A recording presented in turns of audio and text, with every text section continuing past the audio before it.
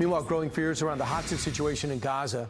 As Israeli authorities say, the number of captives are in the hundreds. Experts say a special division of the terror group, it's called the Shadwo Unit, may be in charge of guarding the hostages. So what do we do about them now that we know about them? And what does it all mean for the captives? Let's ask the Senior Vice President for Research at the Foundation for Defense of Democracies, Jonathan Schanzer. Doctor, thanks so much for joining us. Your sense on the Shadwo Group, is it their version of the Navy SEALs? Something like that. This is an organization that's been around for the better part of a decade. They have been already holding 2 Israeli hostages, as well as the remains of a couple of Israeli soldiers from 2014.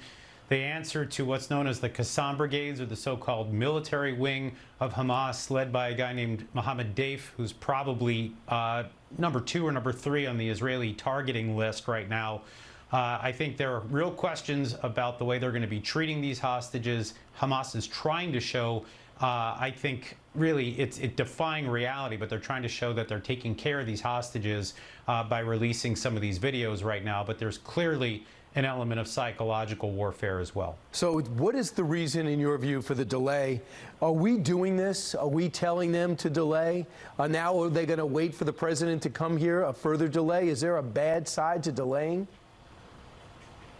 It's a great question. I mean, I do think that it's going to be hard for the Israelis to launch that ground invasion while Biden's on the ground. We've seen reports that President Macron out of France is also going to come visit. I don't know how much longer this can be delayed. I'm sure the Israelis are happy to allow the U.S. to try to work the phones and to engage in shuttle diplomacy to try to secure the release of those 199 hostages.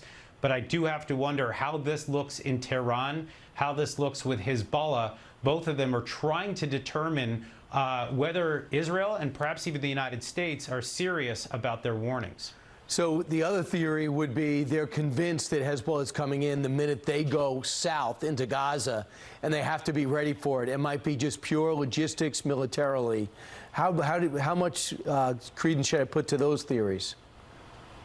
No, I think it's a good one. I think, you know, the Israelis are certainly worried about opening up a northern front, and you're right. The moment they put boots on the ground, that could be the moment that the north lights up. I think the Israelis also have to be concerned about the possibility that there are surprises that Hamas planned in the south when they go in. They knew that Israel would have to go into the Gaza Strip after taking those hostages. So the question is, what did Iran, Hamas's top patron, what did Iran provide Hamas to prepare for this ground invasion? So we know the Secretary of State want to see King Abdullah, want to see the Fatah head Assad, and want to see MBS in Saudi Arabia. Evidently, almost no success. And in Egypt, they got a lecture. So are we losing street cred, or is this something on Anthony Blinken? He just doesn't have the respect of people. And is that somehow linked to why the president's going? Look, when they talk to the Egyptians, what they're trying to do is to open up a humanitarian corridor. And the politics around this, it's just simply insane to watch. Everybody says they support the Palestinian cause, but they're more than willing to allow for 2 million Palestinians to remain in Gaza, knowing that Israel has to go in. And so they're willing to sacrifice Palestinian people for the Palestinian cause.